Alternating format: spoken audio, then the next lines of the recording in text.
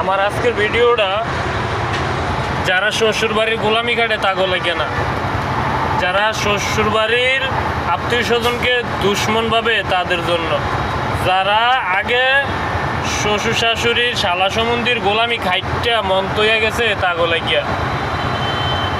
এখনকার মেন কথা হয়েছে আপনি যার লাগে আডু মানিত নামবেন, তে যদি আপনি যার লাগে গলা মানিত নামবেন, তে যদি আপনার লাগে আডু মানিত না নামতারে, তাহলে এরম আত্মীয়র গোষ্ঠীর আছে না গাইল মারি আমরা। আমার লগে যারা একমত আছেন তারা অবশ্যই কমেন্টে জানিয়ে দেবেন। এই সব ধরনের শ্বশুরবাড়ির আত্মীয় স্বজন হলেও তে আমার স্বার্থে ব্যবহার করব, তার বঞ্জামারে তে স্বার্থে ব্যবহার করব। শ্বশুরগণ শাশুড়িগণ সবাই স্বার্থের পাগলে, দুনিয়াটা হইলে স্বার্থের দুনিয়া। আমরা হইছি কিতা অবুঝ, আমরা তাকে কাছে অবুঝ হয়ে যাই। তারা যে সময় ইয়া দেয় ফৈটাল দেয়, আমরা কিন্তু ফৈটা যাই। আশা করি কেউ আমার কথাটা সবাই বুঝতেন পারছেন আমি কিতা কইতাছি। শ্বশুরবাড়ি গোলামি কেউ কাটবেন না, বউর কাছে পুঁজি ভাড়া দিবেন না। আর যারা শ্বশুরবাড়ির গোলামি খাটবেন তারা আমার আনফলো করে দিয়ে যান, সমস্যা নাই।